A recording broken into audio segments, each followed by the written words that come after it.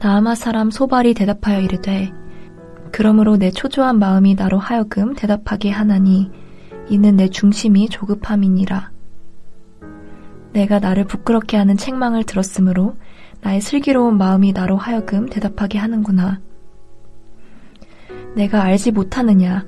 예로부터 사람이 이 세상에 생긴 때로부터 악인이 이긴다는 자랑도 잠시요 경건하지 못한 자의 즐거움도 잠깐이니라. 그 존귀함이 하늘에 닿고 그 머리가 구름에 미칠지라도 자기의 똥처럼 영원히 망할 것이라. 그를 본 자가 이르기를 그가 어디 있느냐 하리라. 그는 꿈같이 지나가니 다시 찾을 수 없을 것이요 밤에 보이는 환상처럼 사라지리라. 그를 본 눈이 다시 그를 보지 못할 것이요 그의 처소도 다시 그를 보지 못할 것이며 그의 아들들은 가난한 자에게 은혜를 구하겠고 그도 얻은 재물을 자기 손으로 도로 줄 것이며 그의 기골이 청년같이 강장하나 그 기세가 그와 함께 흙에 누우리라. 그는 비록 악을 달게 여겨 혀 밑에 감추며 아껴서 버리지 아니하고 입천장에 물고 있을지라도 그의 음식이 창자 속에서 변하며 뱃속에서 독사의 쓸개가 되느니라. 그가 재물을 삼켰을지라도 토할 것은 하나님이 그의 배에서 도로 나오게 하심이니 그는 독사의 독을 빨며 뱀의 혀에 죽을 것이라. 그는 강 곧 꿀과 엉긴 젖이 흐르는 강을 보지 못할 것이요 수고하여 얻은 것을 삼키지 못하고 돌려주며 매매하여 얻은 재물로 즐거움을 삼지 못하리니 이는 그가 가난한 자를 학대하고 버렸음이요 그가 세우지 않은 집을 빼앗았음이니라. 그는 마음의 평안을 알지 못하니 그가 기뻐하는 것을 하나도 보존하지 못하겠고 남기는 것이 없이 모두 먹으니 그런즉 그 행복이 오래 가지 못할 것이라. 풍족할 때에도 괴로움이 이르리니 모든 재난을 주는 자의 손이 그에게 임하리라.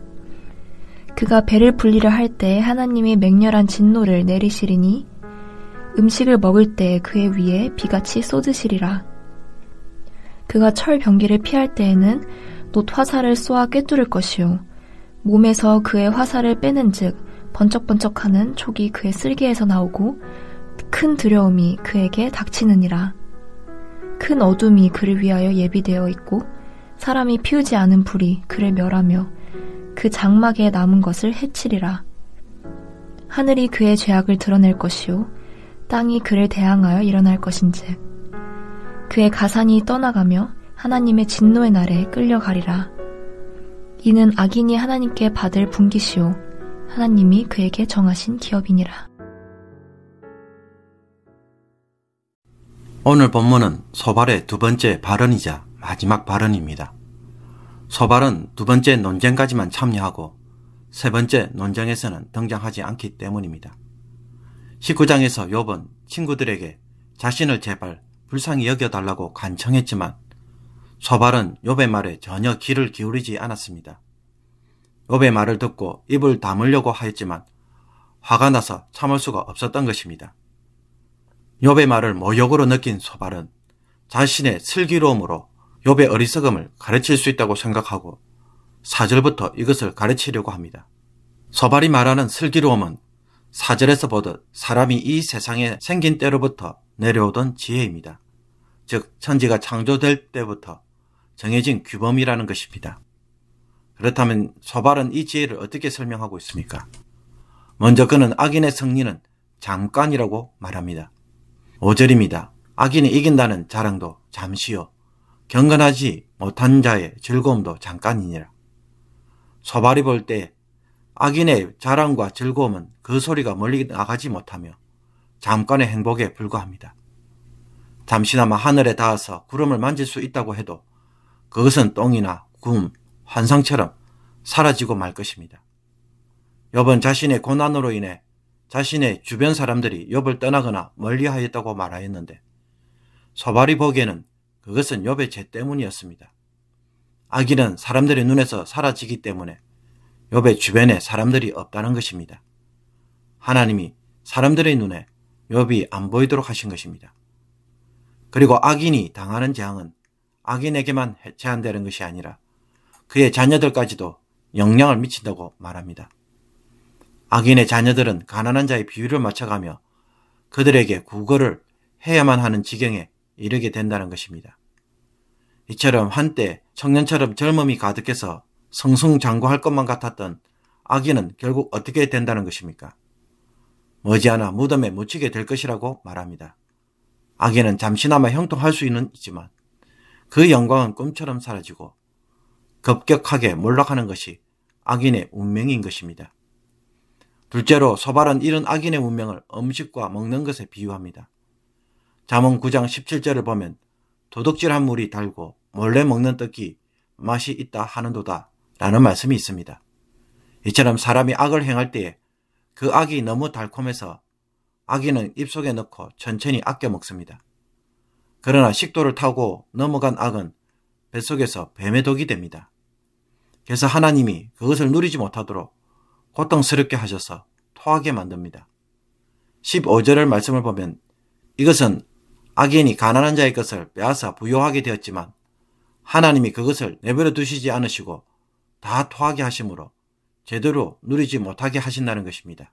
결국 악인은 풍족하게 가져도 다 누리지 못하고 마음껏 먹어도 그 행복이 오래가지 못하며 재앙을 맞이하는 운명이라는 것입니다. 셋째로 소발은 악인에게는 하나님의 심판이 반드시 임한다고 말합니다. 악인이 자신의 음식을 먹으려 할 때 하나님은 재앙을 그에게 부으셔서 그의 밥그릇에 비가 쏟아지도록 합니다. 또 철로 된 무기를 피하였지만 놋 화살이 그에게 날라오고 또 등을 뚫고 나온 화살을 뺀다고 해도 화살촉이 그의 장기를 휘젓고 나올 것이기에 하나님의 심판은 어떤 형태로든 피할 수 없어서 두려움에 사로잡힐 수밖에 없습니다.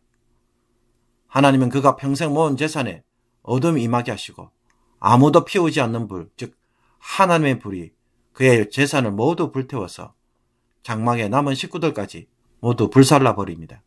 누군가가 나서지 않아도 하늘과 땅이 그의 악을 세상에 폭로할 것입니다. 그래서 이것이 악인이 하나님으로부터 받는 분기시고 기업이라고 소발은 말합니다. 악인은 어떤 형태로든 하나님의 심판을 피할 수 없는 것입니다. 그러므로 소발을 비롯해서 욥의 친구들이 철저하게 믿는 하나님의 규범은 무엇입니까? 의인은 복을 누리지만 악인은 그 자신이 행한 악으로 망한다는 것입니다. 그러나 알다시피 이 인과응보의 원칙이 지금 욥에게는 적용이 되지 않습니다. 욥의 고난은 하나님으로부터 온 것이기 때문입니다. 하나님이 나를 억울하게 하시고 자기 그물로 나를 애워 사신 줄을 알아야 할지니라. 그런데 이런 욥의 계속되는 주장에도 욥의 친구들이 전혀 요동하지 않고 미련할 정도로 끝까지 주장하는 이유가 무엇입니까? 이 세상에서 이 원칙이 무너지면 어떻게 됩니까? 이 원칙이 무너지면 어느 누구도 어렵게 살려고 하지 않을 것입니다. 그러면 인간의 삶이 붕괴됩니다. 인간에게 윤리라는 것이 더 이상 필요가 없게 됩니다. 그러므로 인과응보의 원칙은 근본적으로 인간의 삶을 유지시키는 기둥 역할을 하는 것입니다. 하나님이 이스라엘 백성들에게 율법을 통해 요구하시는 것도 무엇이었습니까? 보라, 내가 오늘 생명과 복과 사망과 화를 내 앞에 두었나니 곧 내가 오늘 내게 명령하여 내 하나님 여호와를 사랑하고 그 모든 길로 행하며 그의 명령과 규례와 법도를 지키라 하는 것이라. 그리하면 내가 생존하며 번성할 것이요 또 내 하나님 여호와께서 내가 가서 차지할 땅에서 내게 복을 주실 것임이니라. 그러나 내가 만일 마음을 돌이켜 듣지 아니하고 유혹을 받아 다른 신들에게 절하고 그를 섬기면 내가 오늘 너희에게 선언하노니 너희가 반드시 망할 것이라. 너희가 요단을 건너가서 차지할 땅에서 너희 날이 길지 못할 것이니라. 율법에 순종하면 복을 주시지만 불순종하면 저주가 임합니다. 이것이 이스라엘 백성들의 삶의 규범이고 신앙생활입니다. 자주 언급한 것처럼 깡패 집단은 악한 일을 하는 범죄 집단이지만 자신의 조직이 제대로 운영이 되려면 반드시 무엇이 있어야 합니까? 서로 의리가 있어야 하고 두목에게 충성을 해야 하며 질서를 갖춰야 합니다. 만약 이것을 어기면 자기들 안에서 처벌을 하고 잘 따르면 칭찬과 보상이 주어져야 제대로 운영이 됩니다. 깡패들도 인과응보의 원칙이 깨어지면 그 조직은 바로 무너집니다. 악한 자들의 모임도 인과응보의 원칙이 있어야 제대로 세울 수가 있는 것입니다. 욥의 친구들이 욥의 말에 대하여 계속 논쟁을 벌이는 이유도 바로 이것입니다. 욥의 경우처럼 예외적인 일로 허용해주면 될 일인데도 욥과 악착같이 논쟁을 하는 것은 욥이 이 질서를 부정하는 것처럼 보이기 때문입니다.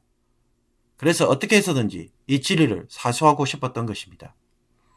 누가 뭐라고 해도 악인의 영광은 오래가지 못하고 그 악으로 인해 결국 망해야 합니다.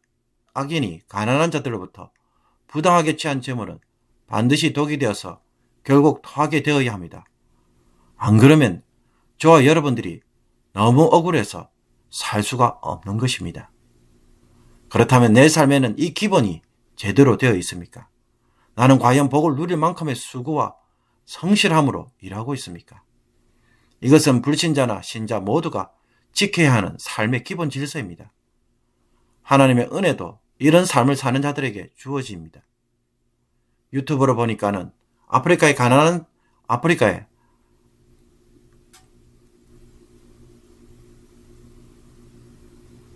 케냐 사람들과 일본 사람들을 비교하는 영상을 올린 것을 보았습니다.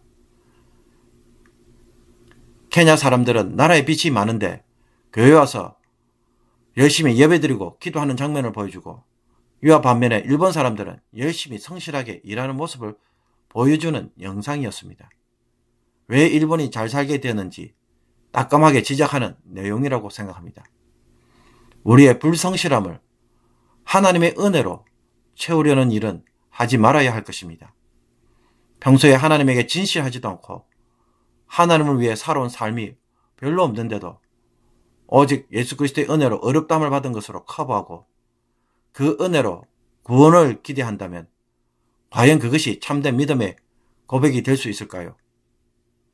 예수 그리스도의 은혜로 어렵다함을 받았지만 그 은혜 아래서 새로운 삶이 없다면 어떻게 됩니까?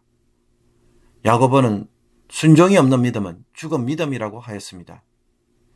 또 우리 주님은 열매로 우리가 누구인지를 보여주라고 말씀합니다. 이러므로 그들의 열매로 그들을 알리라. 나더러 주여 주여 하는 자마다 다 천국에 들어갈 것이 아니요 다만 하늘에 계신 내 아버지의 뜻대로 행하는 자라야 들어가리라. 하나님 앞에서 열심히 공부한 사람이 좋은 대학을 가고 열심히 일한 사람이 열매를 거두며 말씀 묵상을 한 사람이 하나님의 은혜를 누리고 기도하는 자가 결국은 승리하게 될 것을 믿고 오늘도 순종하는 저와 여러분이 되기를 원합니다. 세상은 이런 우리를 악용하고 이런 순종을 헛수고로 만들 때가 있지만 그러나 하나님은 우리를 어떻게 보십니까? 하나님은 절대로 잊지 않고 시시콜콜한 것까지 기억하십니다. 반드시 그 열매를 맺도록 하십니다. 그러므로 주 안에서 우리의 수고가 결코 헛되지 않을 것입니다. 이것을 믿고 오늘도 악착같이 선한 삶을 행함으로 그 열매를 거두는 주님의 귀한 성도가 되기를 축복합니다. 기도드리겠습니다. 그들의 열매로 그들을 알지니 가시나무에서 포도를 또는 엉겅퀴에서 무화과를 따겠느냐. 이와 같이 좋은 나무마다 아름다운 열매를 맺고 못된 나무가 나쁜 열매를 맺나니 좋은 나무가 나쁜 열매를 맺을 수 없고 못된 나무가 아름다운 열매를 맺을 수 없느니라 라고 말씀하시는 주님, 오늘 이 말씀을 마음에 새기게 하여 주옵소서. 복을 받기를 원하고 열매를 얻기 원한다면 반드시 순종하는 삶이 있게 하시며 일하는 자가 먼저 되게 하여 주옵소서. 입으로만 주를 사랑하는 자들이 아니라 순종으로 주를 사랑하는 자들이 되게 하여 주옵소서. 하나님이 정하신 삶의 기본 질서 위에 우리의 믿음을 세우게 하시며 믿지 않는 자들에게 본이 되게 하시고 수고의 열매로 하나님을 찬양할 수 있도록 하여 주옵소서. 혹 성령께서 나의 게으른 삶에 대하여 책망하시는 음성이 있다면 오늘 회개하고 다시 한번 기회를 주셔서 하나님의 뜻 가운데 살아가는 복된 인생이 되게 하여 주옵소서. 예수 그리스도의 이름으로 기도하옵나이다. 아멘.